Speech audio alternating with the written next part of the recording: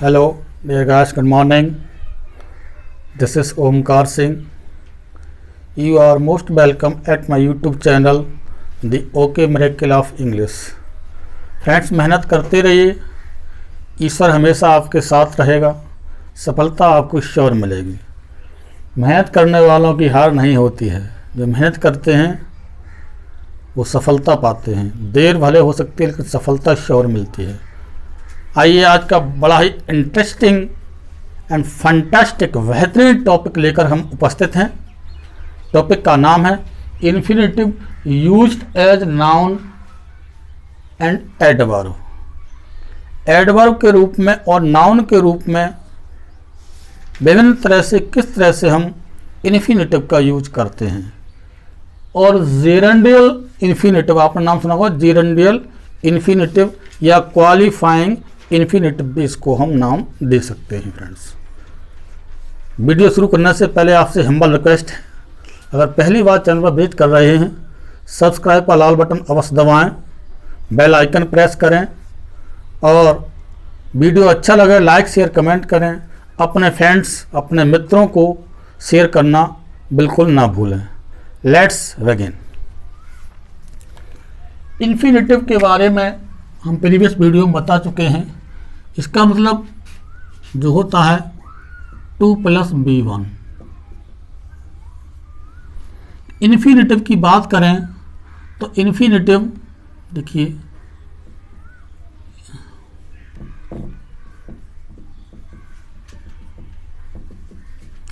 Infinitive के 2 part होते हैं फ्रेंड्स। एक तो होता है हमारा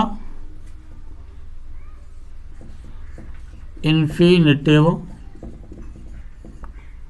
विद टू और दूसरा पार्ट इसका होता है हमारा इन्फिनेटिव विदाउट टू। इसको हम बेयर इन्फिनेटिव भी कहते हैं।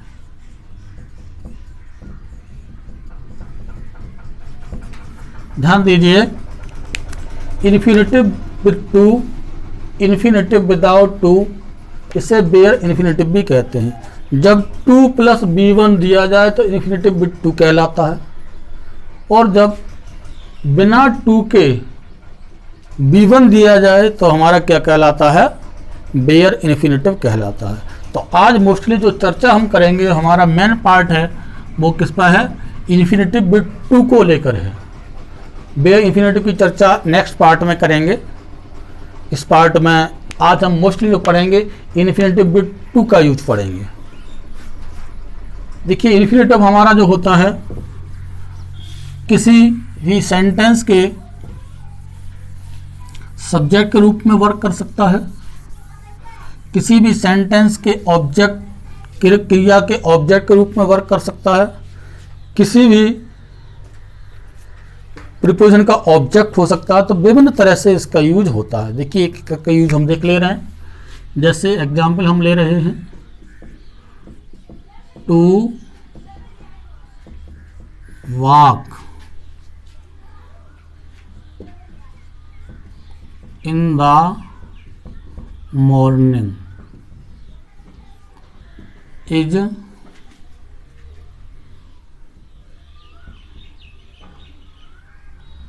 Good.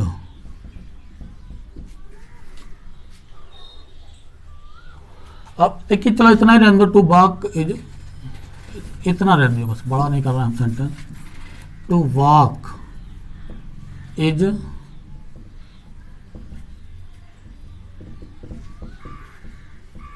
Beneficial for everyone.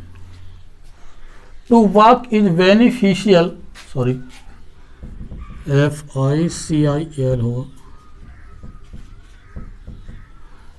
To walk. अब देखिए, इस पर फोकस करिए। टू वॉक हमारा इन्फिनेटिव है जो कि किसका वर्क कर रहा है, जब क्रिया से पहले यूज हुआ है तो किसका वर्क कर रहा है, सब्जेक्ट का वर्क कर रहा है। किसी भी क्रिया का सब्जेक्ट के रूप में भी इन्फिनेटिव का प्रयोग होता है। दूसरा सेंटेंस ले लीजिए, देखिए he is to go there. अब इज है, क्रिया है, इसके ऑब्जेक्ट का वर्क कर रहा है। He is to go there, he is जाने वाला है, वाले के सेंस भी इज टू गो देयर, उसे वहाँ जाना है। जाना है निश्चितता, श्योरिटी, सर्टेनिटी शो करने के लिए, दृढ़ता के लिए हम टू गो का यूज कर रहे हैं यहाँ पर, और जो कि ऑब्जेक्ट का वर्क यहाँ पर कर रहा है फ्रेंड्स। देखिए जनरल ये यूज है, इनको थोड़ा देख लीजिए। I am about to go. अब देखिए आई एम मैं हूं, अबाउट टू गो प्रीपोजिशन का वर्क कर रहा है। अब यहाँ क्या है, ये टू गो, तो इसके ऑब्जेक्ट का के रूप में यूज हुआ है, प्रीपोजिशन के ऑब्जेक्ट के रूप में यूज हुआ है। तो उम्मीद है ये कई रूपों में यूज होता है, सब्जेक्ट के रूप में होता है, ऑब्जेक्ट के रूप में होता है, प्रीपोजिशन का ऑब्जेक्ट के रूप में होता है, और कंप्लीमेंट। अब देखिए ये क्या कंप्लीमेंट है, यहाँ पे कंप्लीमेंट का यूज देखिए, मेन इसका यूज मानिए आप, कंप्लीमेंट मानिए यहाँ पर। कंप्लीमेंट किसी सेंटेंस, किसी वर्ब के कंप्लीमेंट के रूप में यूज हो सकता है। तो विभिन्न तरह का यूज इसका हमारा हो गया। अब देखिए कुछ सेंटेंस हमारे ऐसे होते हैं जिनके साथ बेयर इन्फिनेटिव का यूज करते हैं, या कहना चाहिए कुछ वर्ब्स ऐसी होती हैं, उनकी चर्चा बाद में करेंगे खास तौर से। फिर भी हम एक एग्जाम्पल आपको दे रहे हैं जिससे कि आराम से आप समझ जाएं। जैसे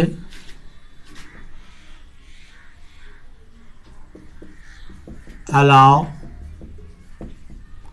हिम टू गो होम। अब देखिए यहाँ क्या है,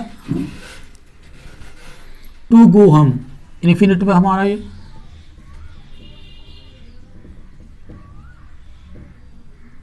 इन्फिनिटिव। अब देखिए ऐसे हो सकते हैं, लेट हिम गो होम। अब यहां देखिए लेट वर्ब जो यूज हुआ है, तो लेट के साथ इन्फिनेटिव का यूज नहीं बल्कि बेयर इन्फिनेटिव का यूज करेंगे। यहां पर क्या है, बेयर इन्फिनेटिव है फ्रेंड्स, बेयर इन्फिनेटिव। तो कुछ हमारी महत्वपूर्ण वर्ब होती हैं, जब बेयर इन्फिनेटिव पढ़ाएंगे तब डिटेल में इसकी चर्चा करेंगे, क्योंकि जो खास हम चैप्टर लेके आए आज इन्फिनेटिव पर बेस्ड है, और उसके बारे में जेरेंडियल इन्फिनेटिव या कहना चाहिए एडवर्ब के रूप में किस तरह से यूज होता है, इसके बारे में हम अभी बताएंगे। अब देखिए विशेष चीज समझने वाली अब आपके सामने आ रही है, इस पर ध्यान दें, ध्यान से समझेंगे। 1 बाय 1 टॉपिक को हम पढ़ते जाएंगे और समझते जाएंगे।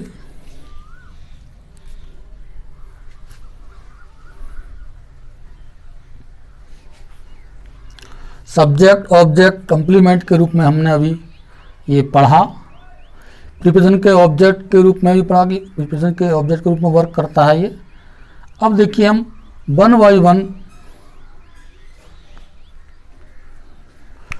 एग्जाम्पल देखते हैं। जैसे she has no book to read.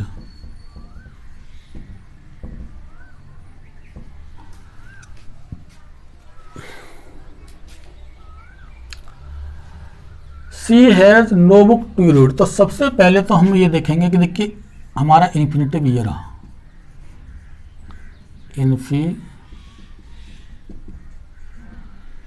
Infinitive पहचान लिया। अब ये इन्फिनेटिव किसका वर्क कर रहा है ये देखना है।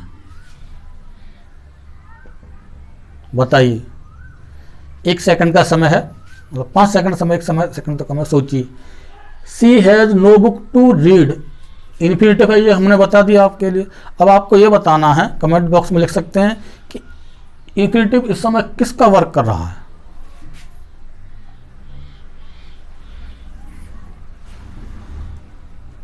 सोच लिया होगा आपने। सी हैज नो बुक, उसके पास कोई बुक नहीं, टू रीड पढ़ने के लिए। तो क्या चीज पढ़ने के लिए? बुक। अर्थात टू रीड बुक को क्या कर रहा है? क्वालिफाई कर रहा है। टू रीड बुक को क्या कर रहा है फ्रेंड्स? क्वालिफाई कर रहा है। क्वालिफाई कर रहा है टू रीड किसके लिए? बुक के लिए। अब बुक क्या है हमारा? बुक एक नाउन है। बुक क्या है? एक नाउन का वर्क कर रहा है। नाउन है बुक, किताब। तो बुक को या नाउन को कौन क्वालिफाई करता है? आप भली भांति जानते हैं, the word which qualify noun और प्रोनाउन इज कॉल्ड एडजेक्टिव। वह शब्द जो किसी नाउन या प्रोनाउन को क्वालिफाई करता है वह एडजेक्टिव कहलाता है, विशेषण कहलाता है।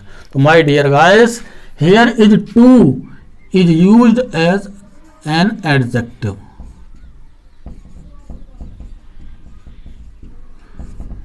तो यहां पर टू रीड ये किसके रूप में यूज हुआ है?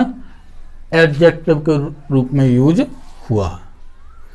तो एडजेक्टिव के रूप में भी इन्फिनिटिव का यूज हो सकता है। दोबारा समझ लीजिए, he has no book to read. To read हमारा इन्फिनिटिव हो गया। ओके, किसको क्वालिफाई कर रहा है? बुक के लिए। बुक हमारा नाउन हो गया। नाउन को क्वालिफाई काम करने का किसका काम है? एडजेक्टिव का। तो टू रीड हमारा इन्फिनिटिव के रूप में एडजेक्टिव का वर्क यहां पर कर रहा है फ्रेंड्स।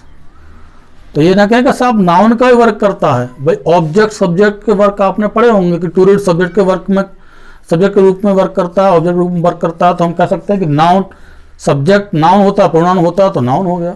लेकिन यहाँ आप ये महसूस कर रहे होंगे, ये बड़ा महत्वपूर्ण पॉइंट है कि जब किसी नाउन को क्वालिफाई करने वाले वर्ड क्या कहलाते हैं? हमारे एडजेक्टिव कहलाते हैं। तो डियर गाइस, हम एडजेक्टिव समझ गए कि इन्फिनिटिव हमारा एडजेक्टिव का वर्ग या इन्फिनिटिव टू कह सकते हैं। इन्फिनिटिव से ही नाम से जाना जाता है।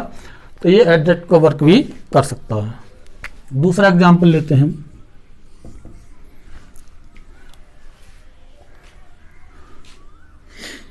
My friend wants to play cricket. अब देखिए, सबसे पहले इसमें इन्फिनिटिव छांटना। तो इन्फिनिटिव हमारा हमने पहचान लिया, क्या है इन्फिनिटिव हमारा? To play.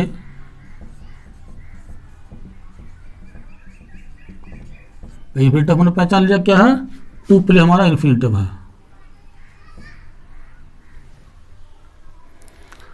अब देखिए, टू प्ले किससे संबंध है? माई फ्रेंड वांट्स चाहता है, टू प्ले खेलना चाहता है, खेलना चाहता है, खेलना चाहता है। किसको मॉडिफाई कर रहा है? ये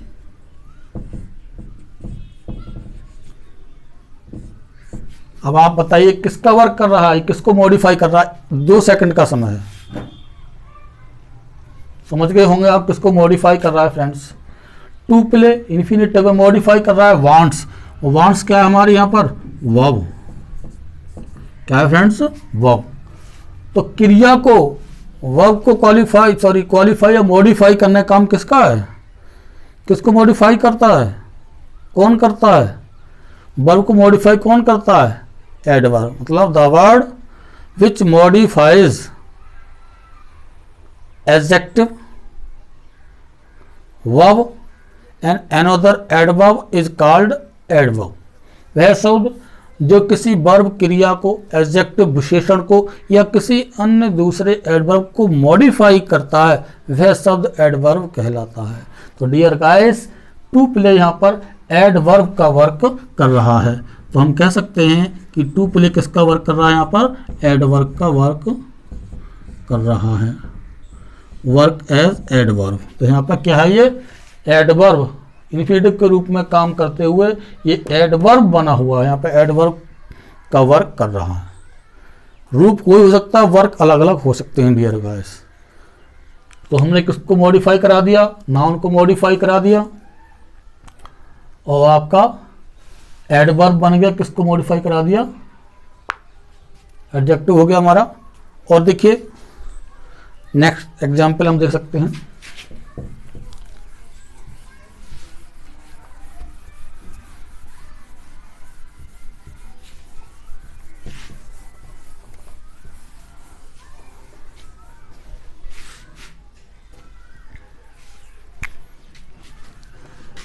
तीसरा एग्जाम्पल देखिए, इट इज इजी टू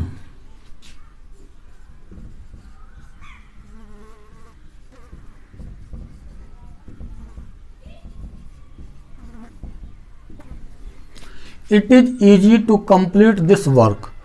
तो इसमें देखिए टू कंप्लीट हमारा क्या है, इन्फिनिटिव।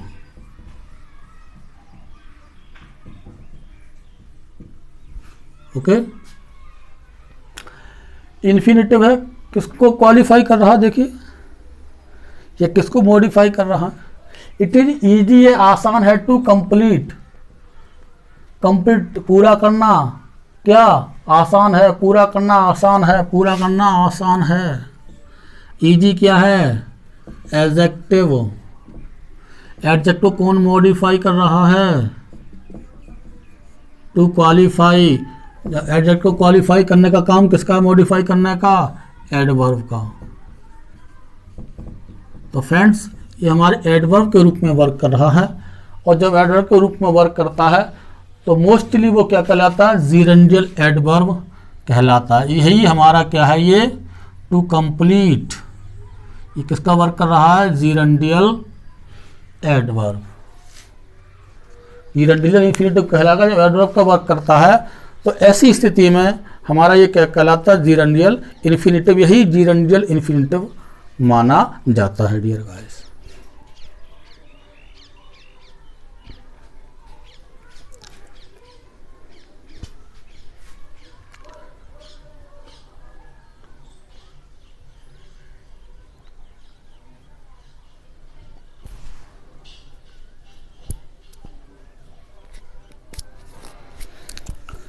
तो समझ में आ गया। तो हम नोट लगा सकते हैं यहाँ पर, किसी नाउन या किसी वर्ब या किसी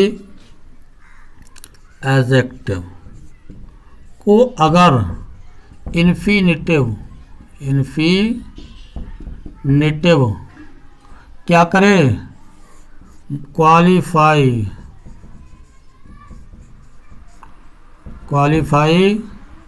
या फिर मॉडिफाई, क्वालिफाई करे, मॉडिफाई करे, तो ये क्या बन जाता है फ्रेंड्स, यही जीरेंडियल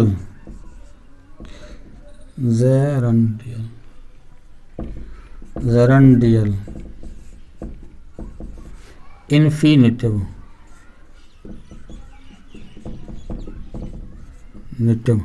बन जाता है। तो क्वेश्चन आ सकता है जीरेंडियल इन्फिनिटिव किसे कहते हैं, क्योंकि कॉम्पिटिटिव एग्जाम में इस तरह के क्वेश्चंस आने लगे हैं। Which is called gerundial infinitive, find out the gerundial infinitive in this sentence. तो जीरेंड, अब सोचेगा जीरेंड, तो यही बस सोचने की जरूरत है कि जब नाउन को, वर्ब को और एडजेक्टिव को अगर कोई इन्फिनिटिव क्वालिफाई कर रहा हो या मॉडिफाई कर रहा हो, तो ऐसी स्थिति में वह इन्फिनिटिव जीरेंडियल इन्फिनिटिव या क्वालिफाइंग इन्फिनिटिव कहलाता है। तो इन्फिनिटिव उम्मीद है कि समझ में आपके आ गया हो पूरी तरह से। इन्फिनिटिव में कोई आपको अब बिल्कुल सोचने की ज़रूरत नहीं है, आराम से 1 से 2 बार वीडियो को आप देखेंगे, निश्चित समझ में आ जाएगा। इसी के साथ विदा लेते हैं। जय हिंद, शुभकामनाएं हमारी आपके साथ।